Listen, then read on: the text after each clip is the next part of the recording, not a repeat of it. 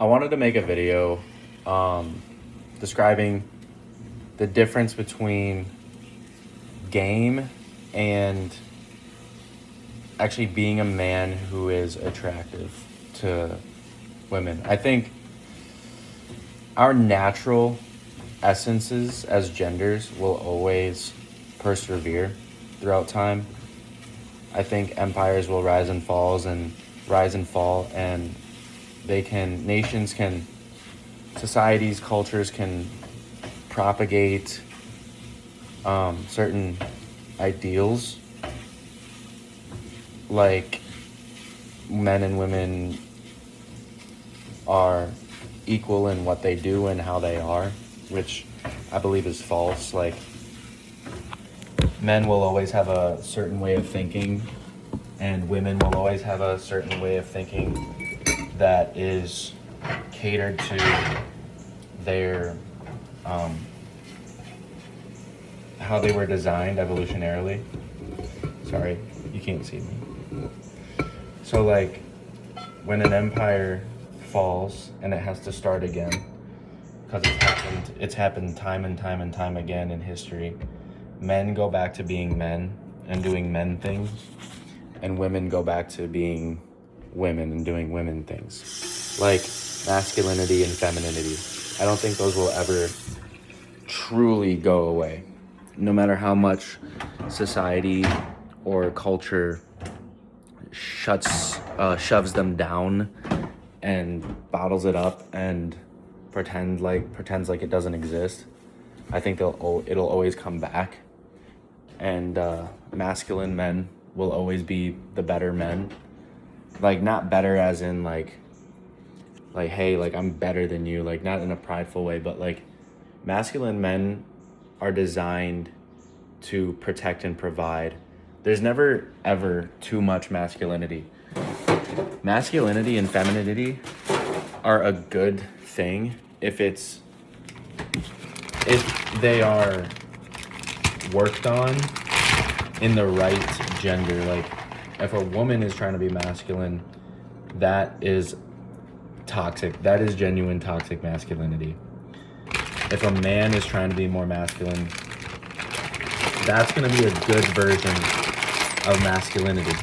He's going to learn how to be a provider, a protector, a leader, someone who sacrifices his own whims and wits to the greater good of himself and his people and his culture, his community. And then same with women, you know? Like, those are our talents. As men, masculinity is our talent. And as women, femininity is their talent. And it'll never go away. It'll never, ever, ever go away. I think we can pretend like it's not a real thing right now, as we live in such a prosperous nation, and we have this illusion of freedom, like we can do and say and act however we want. But in reality, when it comes down to like the nature of it, it's really about survival. And women are still doing what women have always done. They're following orders, and they're being submissive to powerful,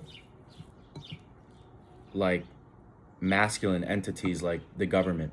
And if the government tells them that feminism is good, men should be more feminine and women should be more masculine, then they're going to listen and be submissive to the government, to the people that are propagating these ideas, and they're going to be submissive to that. And then they're going to try to be more masculine, but it's going to come out as toxic masculinity because it's not genuine.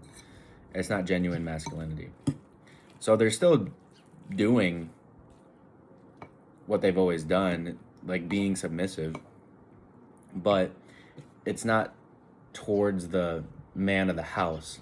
Like, if it is towards the man of the house, that's a good thing, because he is a strong leader, and he creates more influence and has more influence over his wife or the women in his life than the government does, than the government has over them. Does that make sense? Anyway, I was gonna the original idea about this video was gonna be about game versus genuine attractiveness.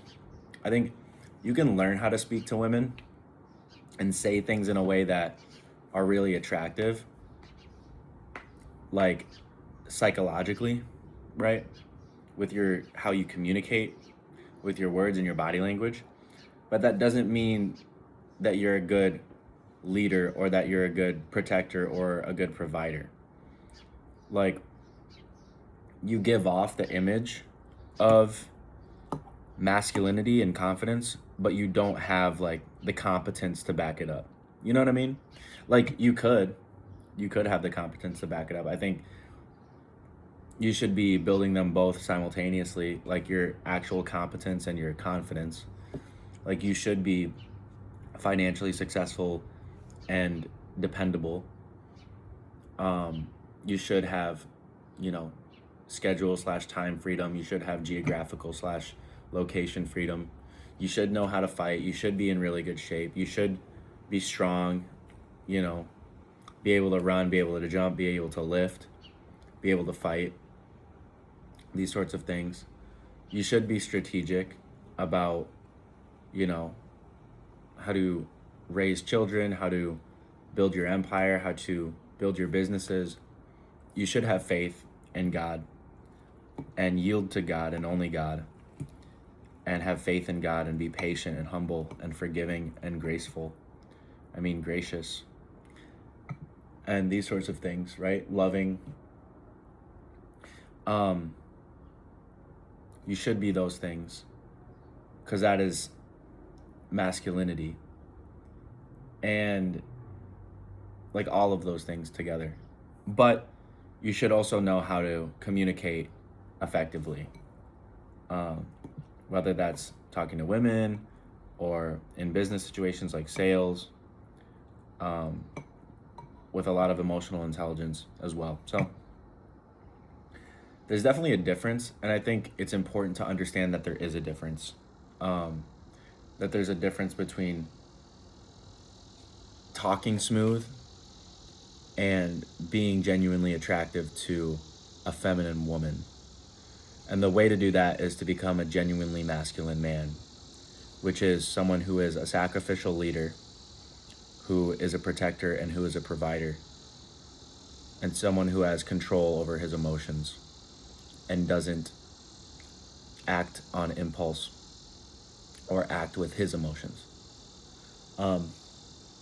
Yeah, so just wanted to mention that. Yeah, anyway, like, subscribe.